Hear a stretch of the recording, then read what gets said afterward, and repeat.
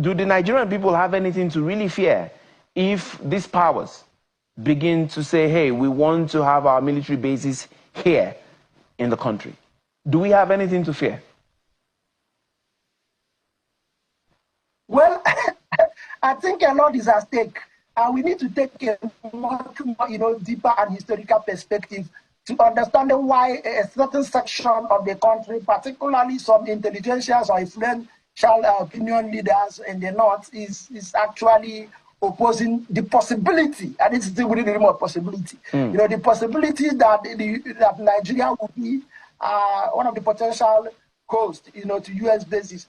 This is not the first time issues like this have come up. If recall in 2009 actually, shortly after the 2007, shortly after the United States, reconfigured its posture in Africa and then created a new command known as the African Command. Yeah. That generated a whole lot of debate. And that to douse apprehension and concerns that it raised, the United States first started by saying that the African Command is not a combatant command. They tried to now to water it down a bit. The fear that comes with having a combatant command, right? So they claim it's not a combatant command. But we need to understand that even at that point in time, Nigeria was vehemently against the sighting of the AFRICOM. And even moved beyond that to make sure that countries that were potential good candidates, for example, Liberia, Nigeria funneled in a lot of diplomatic pressure and ensured that Liberia did not host AFRICOM. And then the United States was then forced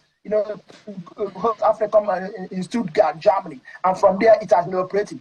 Now, the latest, as you have mentioned, is the fact that the United States is being forced out of Niger because they operate two critical bases there. What they call the Air Force Base 101 and 102. 101, of course, is just very close to the capital, just in the capital near the international airport.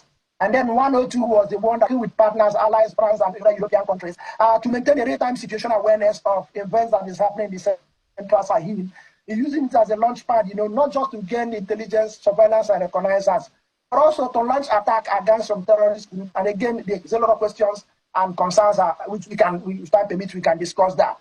But now, because of the deterioration of relationship between the Nigerians and the French, which have also spilled over to that, which has led to the Nigerian junta asking the United States to pull off its forces. Now, the debate is Nigeria a good candidate to host such a base or basis? And are there risks or reasons for us to be concerned, as you have rightly pointed out? I think if you look at it from different perspectives, I don't think Nigeria should ever contemplate hosting those bases. And I'm going to give you about 4 or 5 reasons why we should be worried.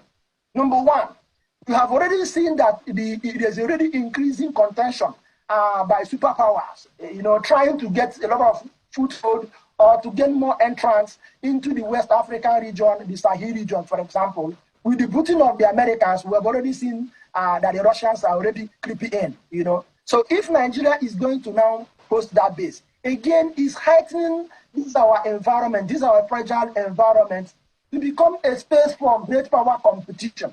And I don't think it's something that is going to bode us any good at all. Second is that we already have a fractured relationship with Niger.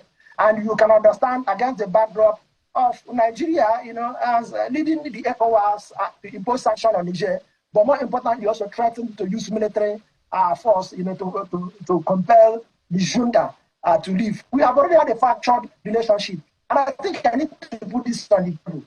Amongst Nigeria's francophone neighbors, Niger has been the most enduring. Niger has been the one that has the most robust, most friendly relationship with us.